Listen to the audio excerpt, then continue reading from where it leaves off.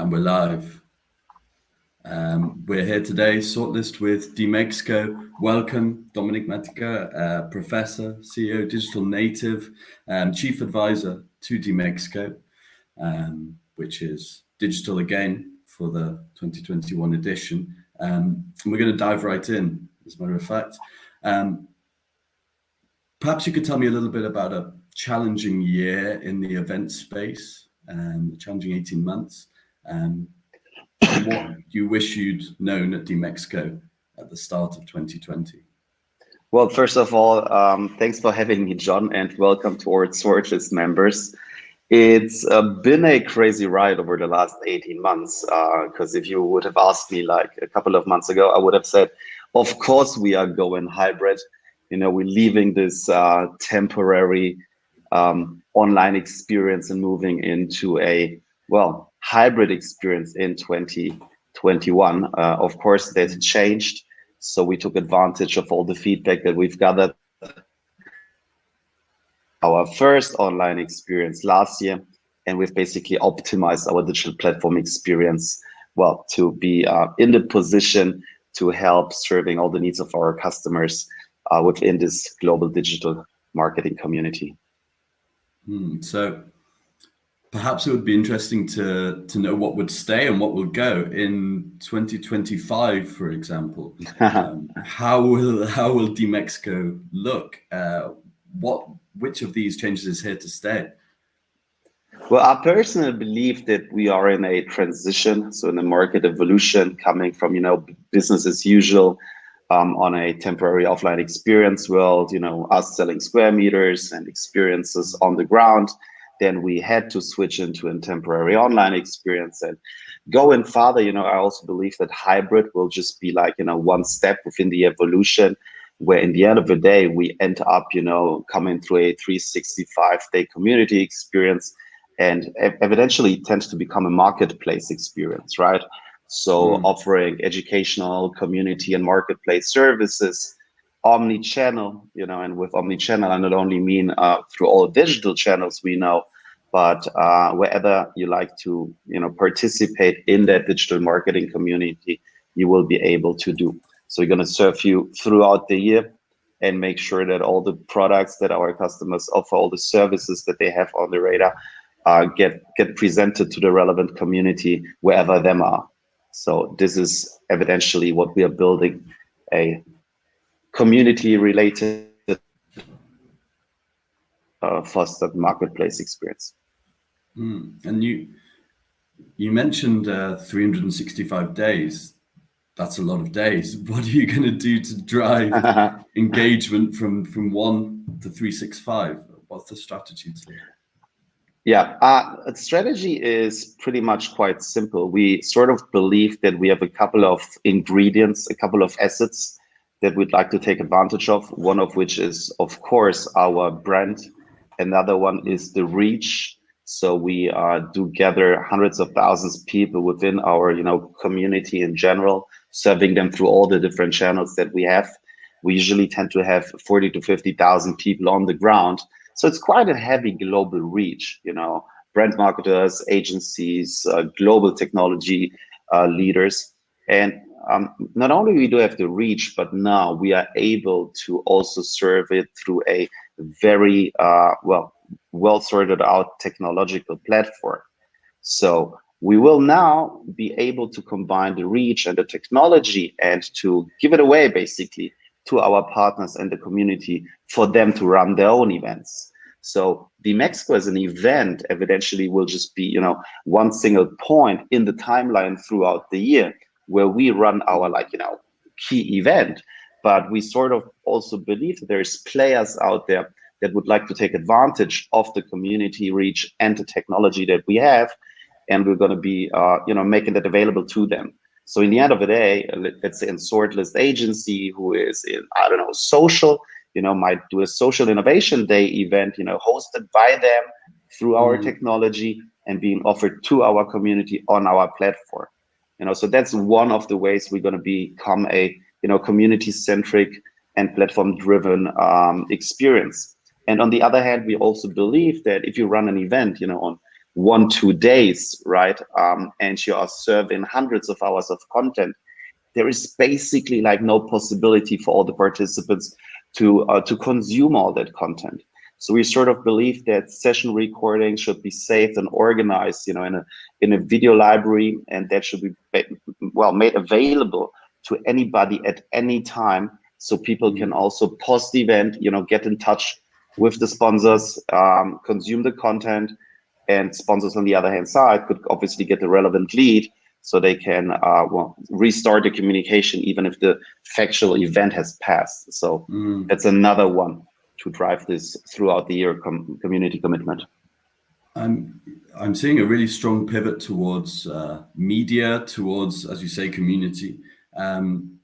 I guess some of that comes with learnings between the 2020 and the 2021 edition, which 2020 was, of course, a little bit of an unexpected task that you had to take on. What are the highlights from this year's platform? And perhaps it's a good moment to dig in a little bit, and maybe you could give us a sneak preview. Yeah, I mean, of course, I can give you A, preview, and B, I mean, there's a couple of needs that we believe should be, should be focused on, should be the pole position.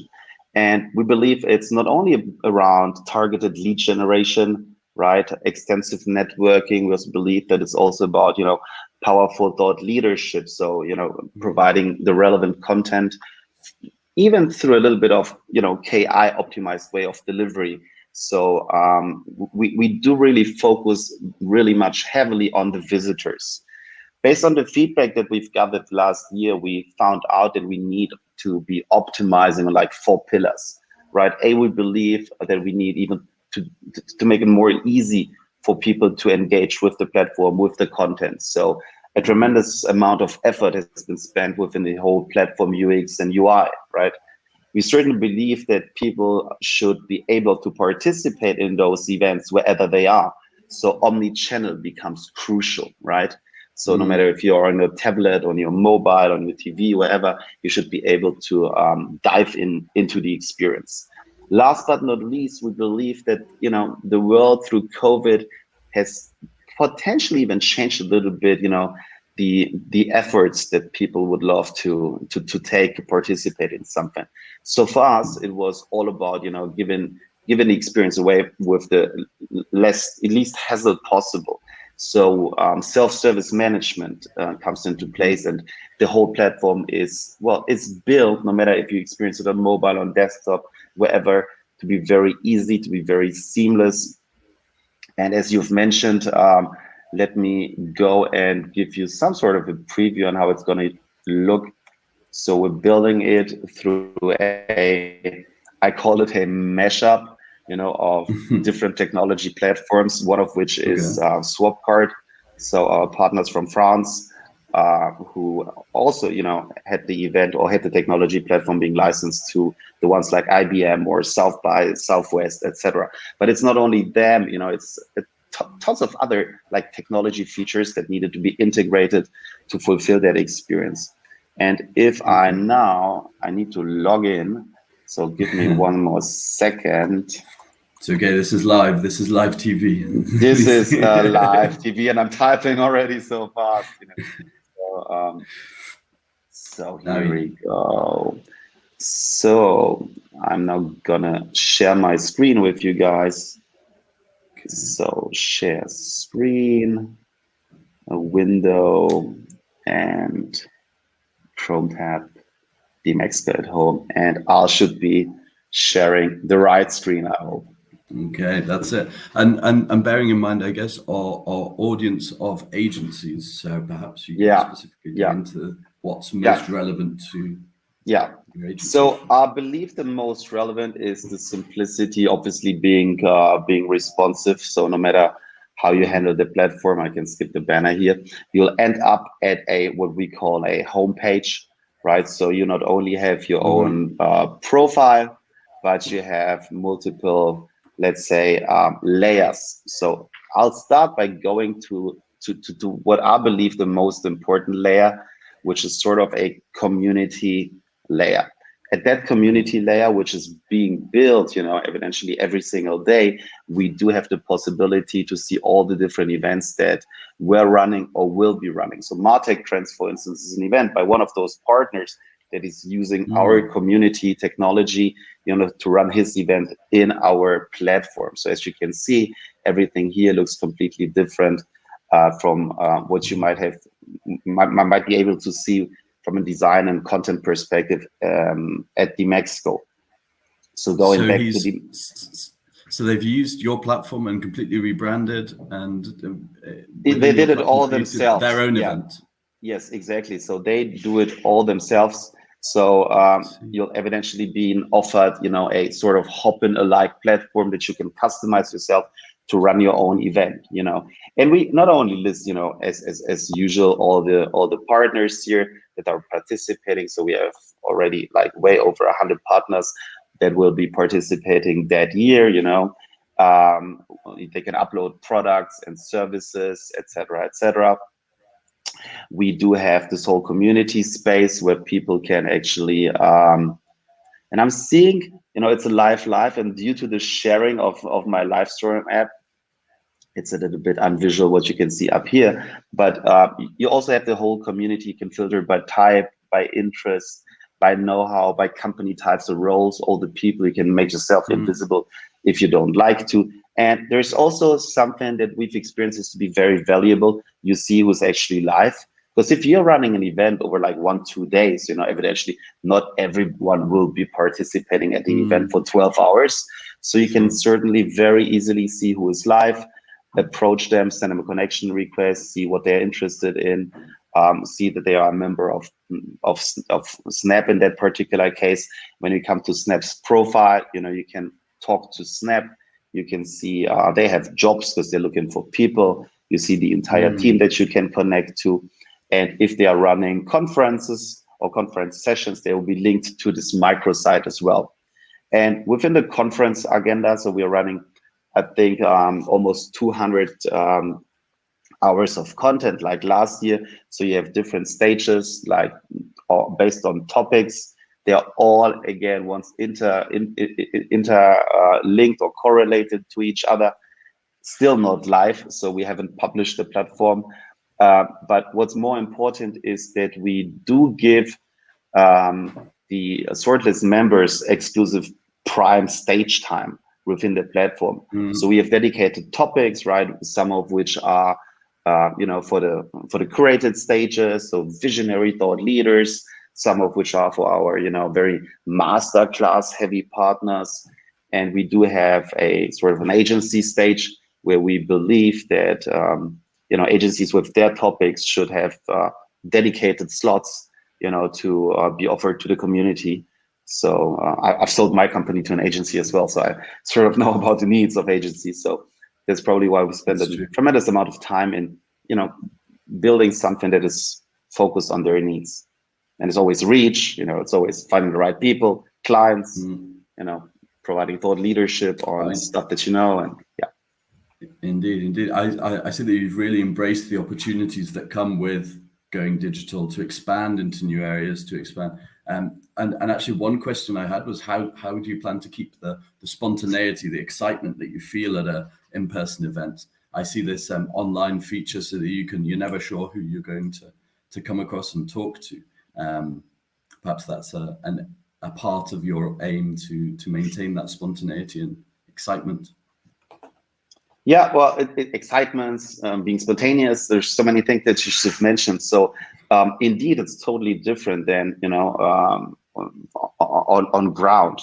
So running an offline event, you handle it completely differently. So we're not trying, to substitute the offline experience for an online event, but we sort of believe that there is crucial micro engagements that you can generate.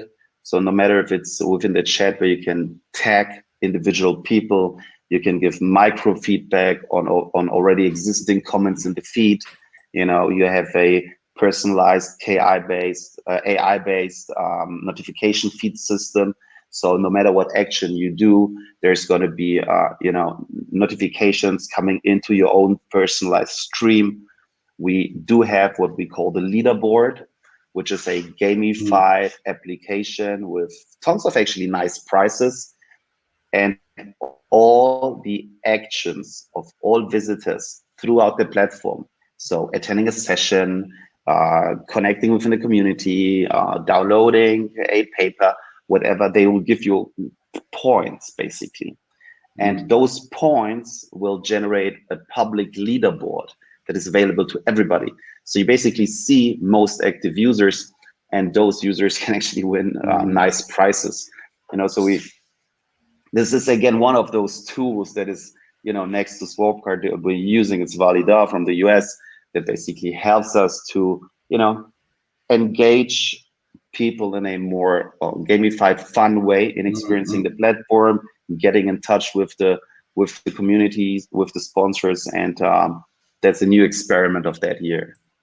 Well, that's it. I mean, you're incentivizing engagement within the platform, and that's hugely positive, because I think traditionally people are disincentivized to engage because wow, how many emails is this guy going to send me? What's the cost to me going to be? So incentivizing, I think, is a very interesting development you made. We have actually a question submitted from one of our partner agencies, and the question is, how can I avoid being not answered or ignored in an online event? Whereas in physical events, this is not an issue.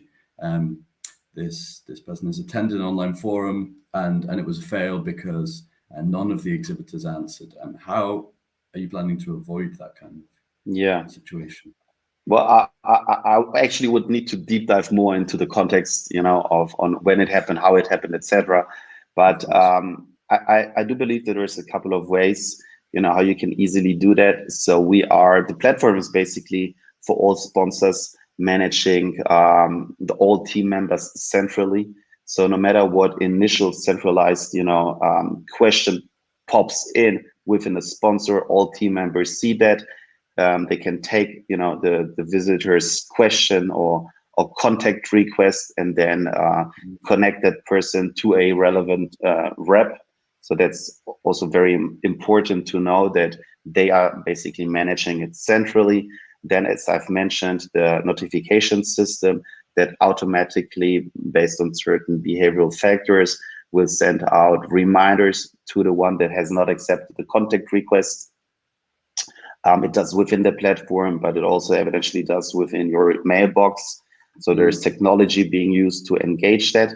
And certainly in the end of the day, I'll give you a sort of an anecdote, so I've been to an offline event, and what does happen from time to time when you meet somebody, they're going to be polite and talk to you, but then you're going to ask them for a business card and they're going to say, oh, I've just run out of business cards.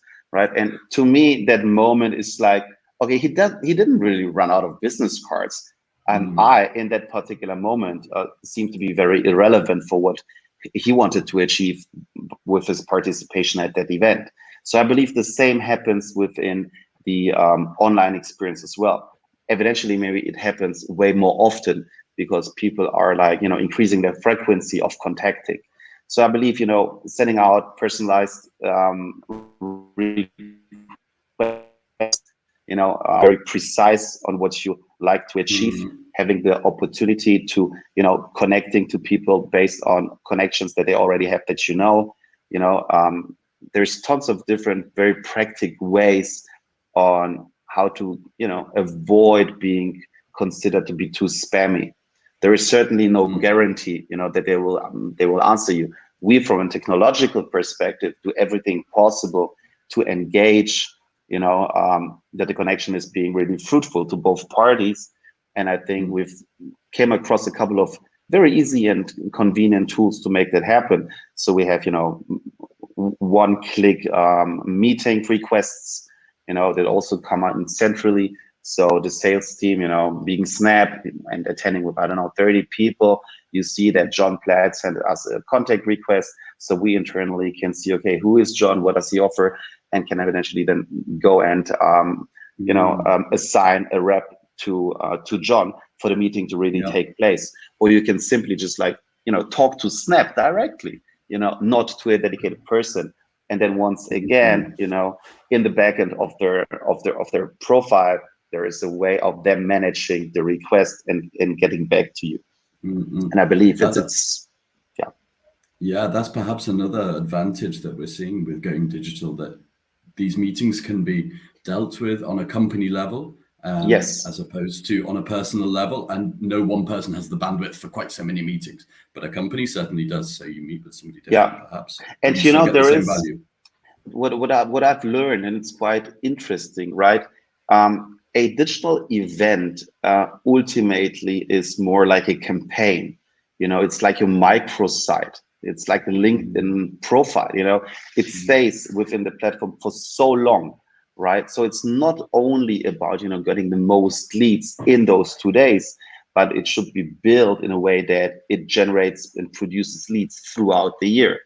And by doing so, there's so many new chances that you will be given to connect to the relevant people within this ecosystem, that it's just like tremendous. But still, there is companies, and I don't get it, that say, I don't want to get approached. I was like, what? Because there is companies, let's put it that way, they might already know you, right? And they just like to serve their content, to provide their thought leaderships towards you.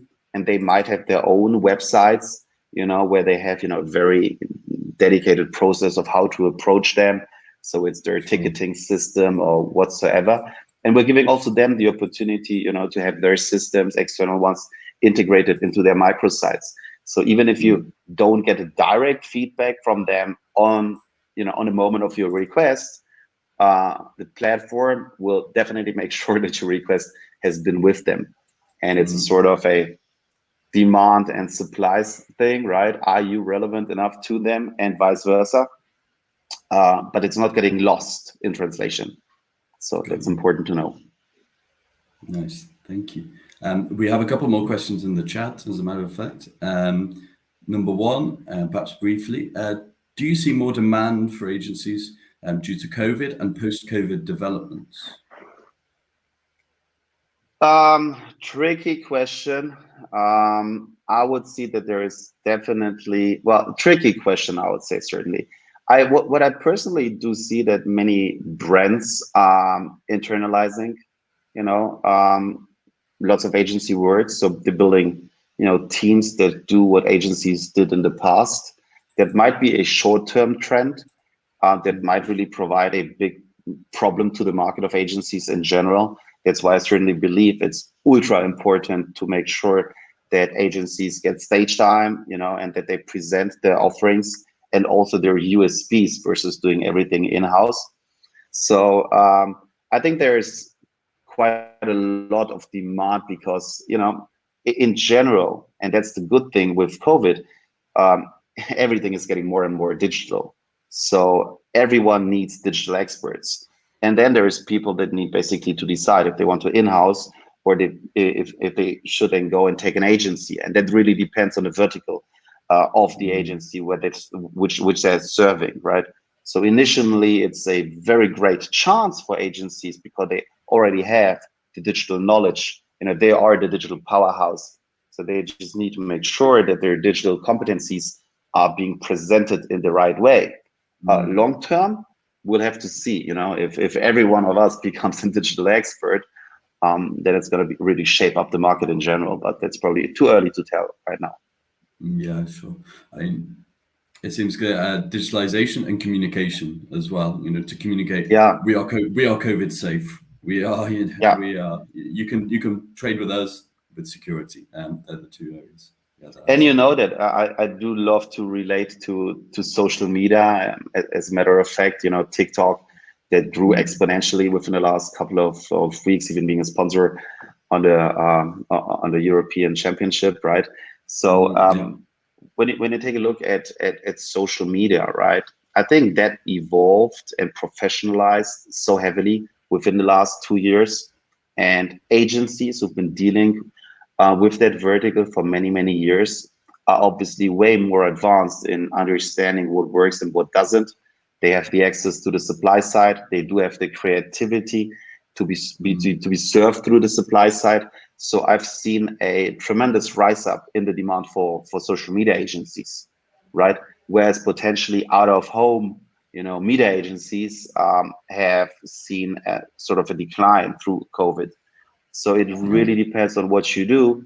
But if you are in digital in general, you should be very well positioned to be serving all those growing needs on, especially SMB market, which was still like not using agencies too much within the last years. Small, medium-sized companies, 100 million in revenue, whatever we do have in Germany, we have thousands of them, right? And they're all waiting, for the right agencies to be serving and to be helping them solve their problems. Indeed. And then perhaps finally, what message for our agency members? If I am from an agency, what do I get with DMEXCO as a partner and a speaker? How would you sum it up for an agency listener? Well, I would say very easily that we drive eyeballs into leads, and those will, turn into paying clients. So the whole platform allows them to present on stage, to lead the session participants, to breakout sessions later for Q&A and in-depth discussions. They have the possibility also to invite their clients with a free premium ticket, not only to their conference, but maybe to the whole conference in general. They can present their company, their team, their products, their services, their personal brand.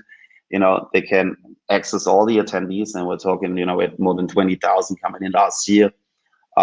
Platform stays live throughout the year. So I'd say it's not a digital event that we're offering. It's, the beginning of a digital campaign, on a price that is, I'd say, way too cheap. Of course, no, but certainly it's, we're discounting it in a way because we believe that agencies are a crucial stakeholder part within the ecosystem, right? We do love them to be active stakeholders. We did have something called the agency lounge in the offline world, which eventually will come back next year. But we sort of wanted to have something that is dedicated, and tailor-made for them. So premium time slots, great discounts, tons of tickets. It's a win-win, and you can't lose with this package sort of deal. So, well, there you go. Well, there you are. I think that's as good a summary as we could possibly have. Dominik, thank you so much for your time this morning. Thank you, Jack. DMEXCO, looking forward to it, and we'll see each other there. Yeah, lovely. Hope to see many of you joining us in September. See you then. Bye, guys.